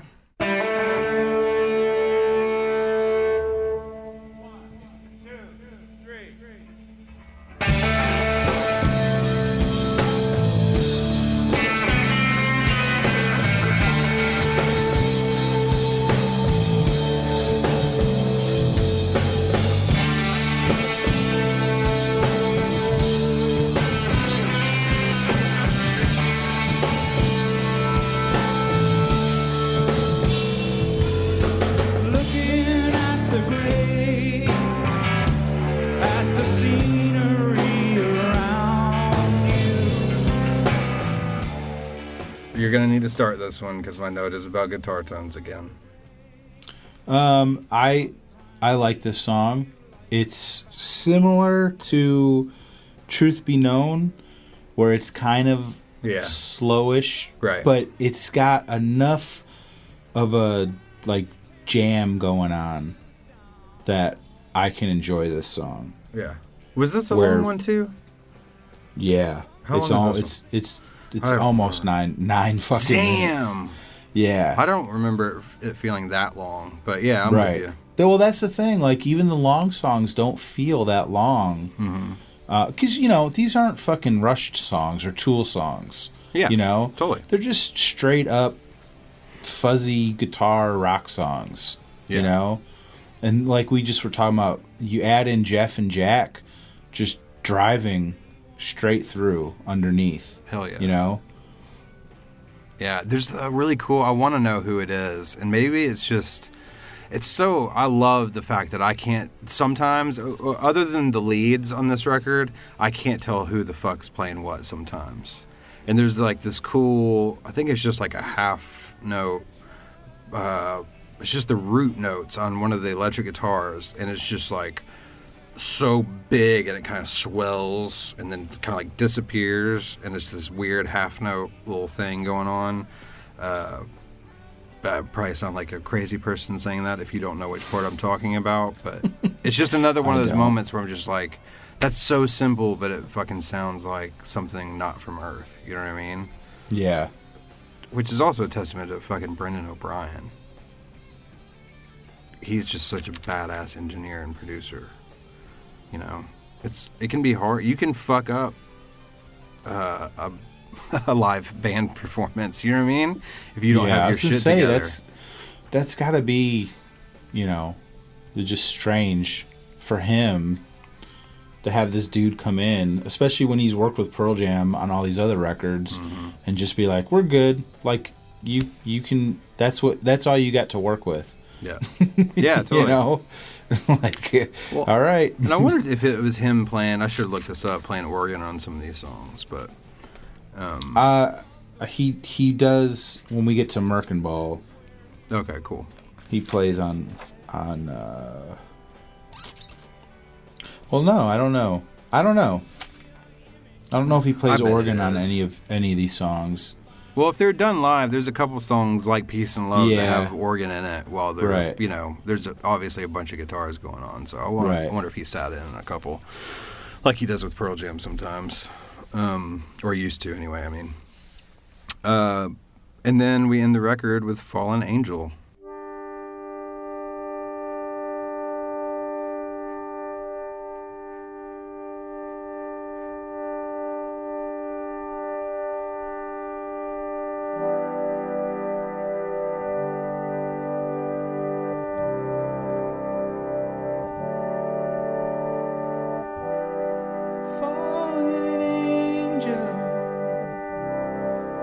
Your savior tonight, you're surrounded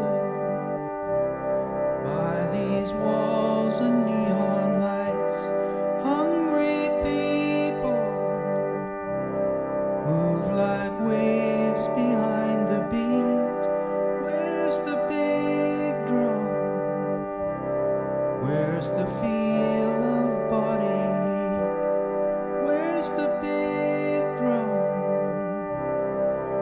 just the feel of body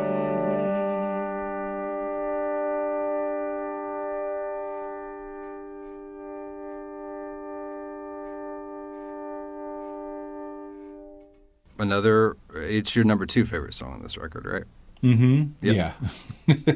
No, it's cool. They end, another it's organ vocal track. Yeah. It's a little just nice, pretty. It's a little coda. goodbye. Yeah. Yeah. Hell yeah, man. Well, you said you want to talk about. Sorry, I just don't really have anything else to say. Yeah, there's about not the much to song. say. It's like just a nice minute little. something long. Yeah. Yeah. It's just it's good. Well, because I know you wanted to talk about, because we're supposed to have this episode up, and it's my fault, in 25 minutes. Yeah. Which is not going to happen. Sorry we're late, people. For those of you that actually live in a time zone or work a job or whatever it is where you download at midnight, my apologies. Janan, isn't it like 6 a.m.? Yeah, I think that kind of fucks her up when sorry. We're late, but at least it won't be. God, the last time we were late was like 12 hours late, wasn't it? I don't remember. Why did we have to do that? I don't remember why we had to go. I don't know. It doesn't matter. Anyway, but we want to talk a little bit about the Merkin ball shit. Yeah, so there was two songs that are written by Eddie that they recorded at the tail end of February when they were recording Mirror Ball. But apparently the two record companies couldn't agree. I don't know. You might know more than that than I do, but no. They couldn't agree like on these songs. Is it Epic and... Yeah, I don't know who his label would have been. Yeah, I mean, but... So anyway, they just released it as a single called Merkin Ball. Yeah, and it's got 2 songs. One of them's a really important song for you. Mm-hmm. You know what I mean? Like, you fucking love Long Road. Yeah. Well, both of them, dude. Sure. I mean, I got Id, but yeah, Long Road is even more special to me. Yeah. You know? I got Id as one of my favorites. Yeah. But this came out December 5th of 95. And when did, what was the date for Mirrorball? June, like June 27th, 95. Gotcha. So just a few months after. But it producing credit goes to Brett Eliason. Is that how you say his name? Yeah. Yeah. Who he's like a sound engineer? Yeah. But Brendan O'Brien plays bass on I Got Id.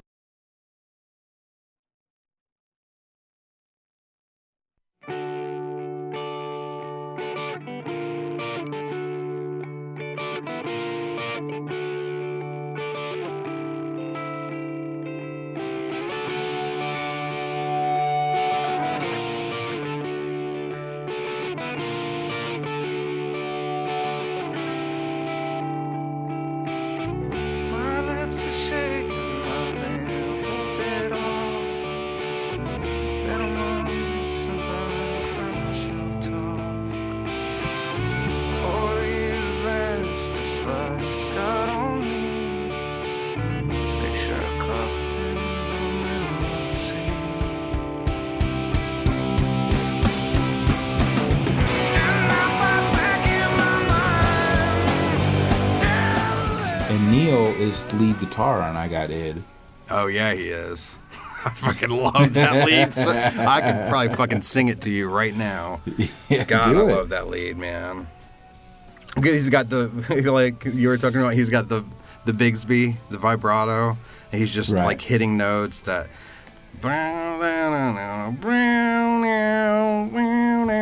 it's all weird and fluttery and fucking amazing.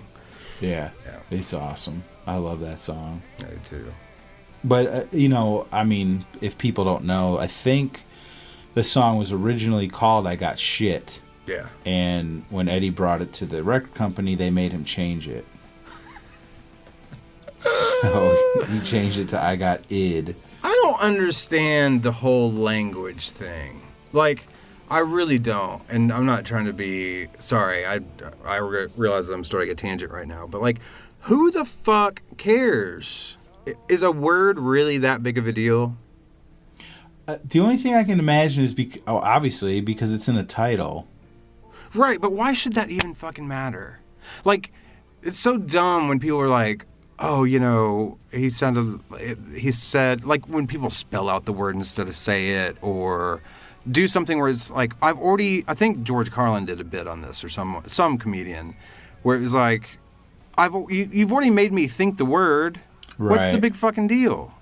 Well, that's like when they bleep stuff out. Like when you know hear what that they're bleep. saying. Yeah, when you hear that bleep, your mind says it. So yeah, what's the difference? And I get some of the words might seem a little harsh or whatever, but like, are we really that sensitive that we can't hear the word shit? I mean, yes. I guess so. Guess so. That's my stupid little rant for the night. I apologize. I don't know. We're getting there though. Like on TV, they say shit all the time. Yeah, now. it's loosening up. AMC is really softening the world up to the occasional shit in an episode. Yeah. Oh yeah. Anyway. Well, it's weird. Like the new Arrested Development came out, and it's Netflix, and Netflix can do and say anything they want. But the thing is, like, sometimes they'll bleep it, and sometimes they won't. Right. But they'll do it for like the comedic effect. Right. Which that opens up it. a whole nother weird thing of like. It's kind of meta. Bleeping. Yeah. Yeah, like bleeping is funny at times. Yeah. Because it's ridiculous. Right. Yeah. I haven't watched that yet. Oh, dude, it's Haven't had good. time. I can't wait. Is it good? Yeah, Oh, it's thank better God. than the crazy fourth season. Yeah. Weird. You know what sucks, though? What? They released 8 episodes, and they're not releasing the other 8 for at least like a month or 2. I'm cool with that. So, Yeah. I need to go home and watch well, it soon. when you watch all 8 in the first like 2 days, Yeah.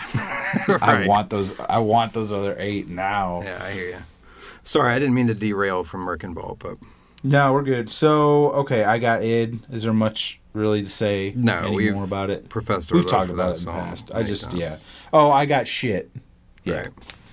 So they changed it to I got id. And so now I'm in a weird, like the anal part of me, like it drives me crazy when people refer to it as I got shit. Oh, right. Because, like, officially on the album, on the single, it's called I Got Id. Even though the lyrics are I got shit, Right. it just irks me. Oh, But- I think I've said I got shit a couple of times. Yeah. That's what you did. Oh God. Was that back when our relationship was too new and you didn't want to? Yeah, and I couldn't call you out on it. Actually, Brad. No. Well, obviously I know what the real name is. It's kind of like an inside thing. Like you say I got shit, and you're like, I know what you're talking about. That's the other part of me is like, yeah, but dude, this is me talking to myself. Like, dude, the song was called I Got Shit, and the lyrics are I got shit, and they made him change it. So, let it go. Yeah. Okay. Yeah, I've never gone there. You spent a lot of time thinking about this, Brad. Oh, yeah. Years. Oh my God. Sorry. Oh. So, Years. yeah. I'm so happy. I feel so relieved that I have an outlet to discuss this now. I've been holding it in for years. Oh, I love it. Yes. My family doesn't understand. Yes. My friends Yeah. don't understand. Mm-hmm. The guy riding in the truck with me doesn't understand. Right. Yeah. Yeah. I get You people. My people. That's right. Oh, Yeah, man. if anyone agrees with me, let Lions know. I'm probably the only one. That's this insane. No. No. Have we met? What? I think I come across as more insane than you. No. Anyway, No way. let's not air this out. No one's called you a fucking nacho cheese wrapped in a mystery. That's true, but I kind of wish someone had. I feel No, sad. dude, you're cool. I told you. You're like a cool, like, hip musician guy. Gross. Let's move on. That was a fun one, man. I was a little nervous about this Whoa. episode, but that. Long whoa, road? we're not done? Long road? Oh, sorry. It's good. Go on. Yeah, Long Road. Do you want to clap? Or can you figure it out?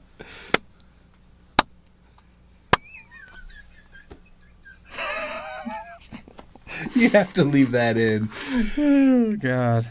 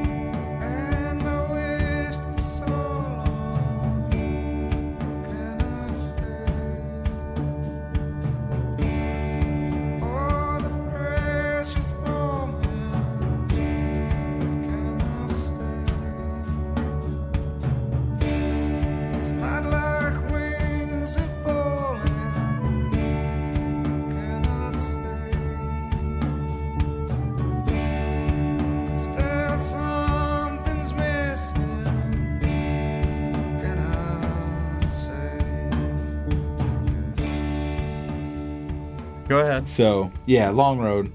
Neil Young is playing the pump organ on this one.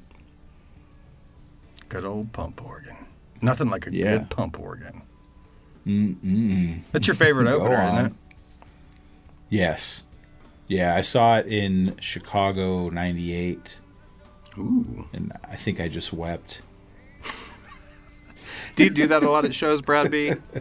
Now. Oh, okay. No. You're going to be crying on my shoulder in Chicago? I'm gonna be a mess. Love No, I don't think I was just trying to joke around. I don't think I cried at Long Road. No, it's cool. But if it you was did. very like emotional, like holy Sure. shit. You know, cuz we were like 12th row, I think. Yeah, I had really good seats. And they come out playing this, and I'm in Chicago. I'm home. You know, my wife was there. Yeah. It was awesome. Hell yeah, man. I think I had just gotten my Stickman tattoo. Like, what if he sees it from the stage? What You're a if? fucking idiot. I love it.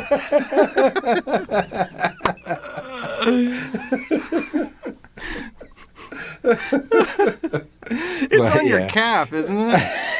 How the fuck is he gonna see that? What's wrong with you?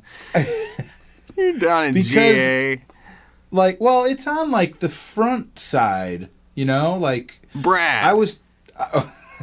Brad. There's no fucking way he's gonna see your leg tattoo under your giant cargo shorts. Dude, what if my giant cargo shorts? Well, I didn't mean that like you wear baggy shorts. Yeah. Right? Yeah. I didn't mean it. Oh, God, Brad. Who's the asshole? Brad L. Calling his teammate here fat. If I'm in the aisle seat, because there was no GA, there was seats. If I'm, there's seats. He definitely is not gonna fucking see it. I'm in the aisle, and if the light shines just right down the middle of the aisle, and I've got my leg turned just right. I can't believe I'm hearing this right now. I'm about to just ram my head into this wall next to me. I mean, the Luckily angle it's padded. The angle could have been right.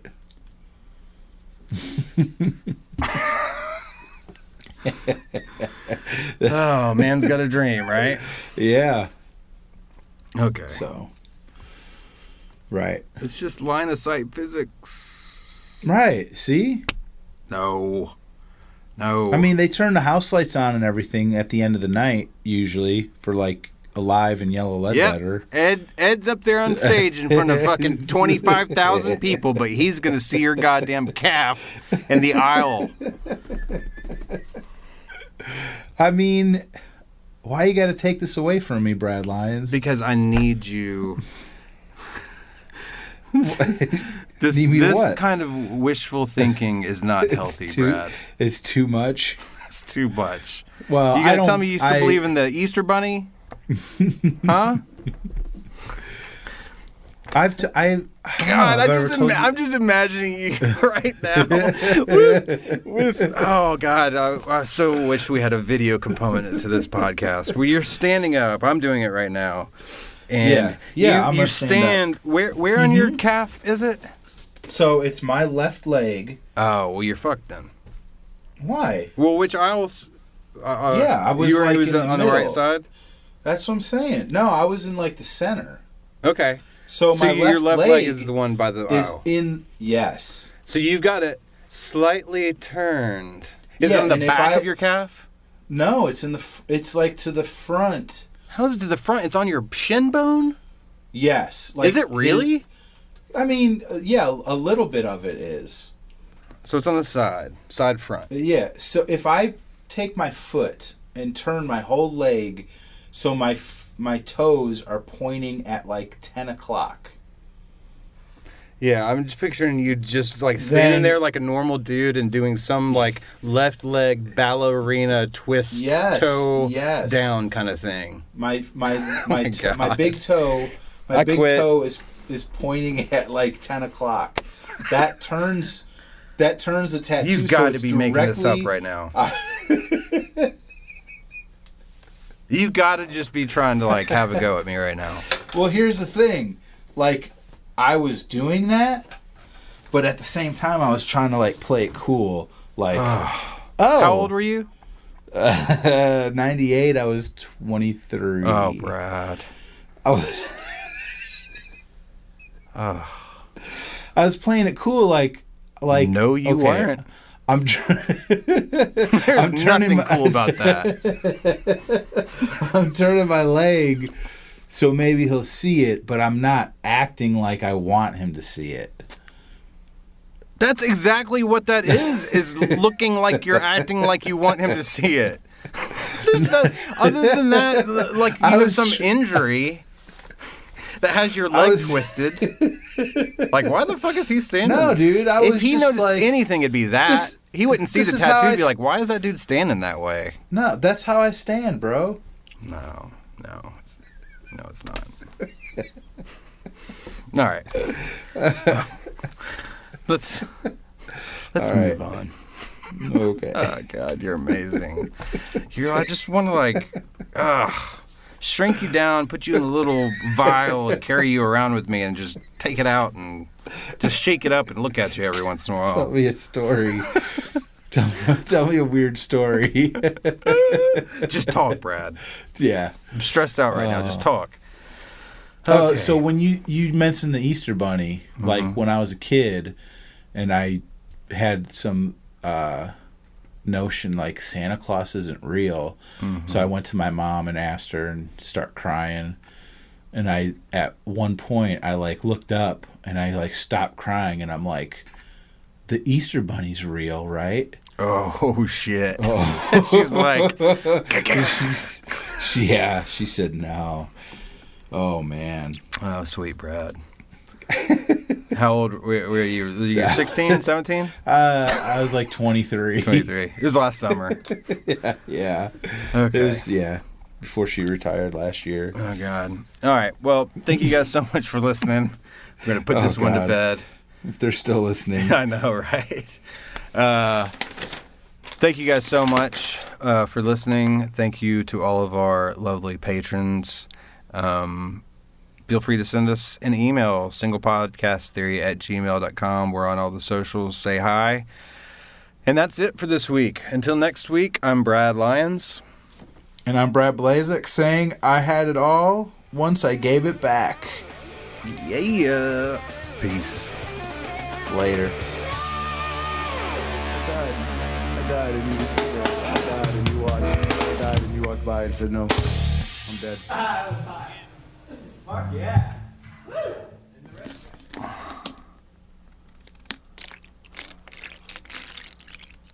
Ugh. That sounds disgusting. I knew you'd like that. Oh, man. I'm going to do that. I'm going to do that.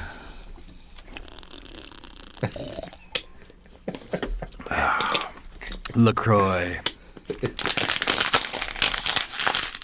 It tastes like what starvation feels like.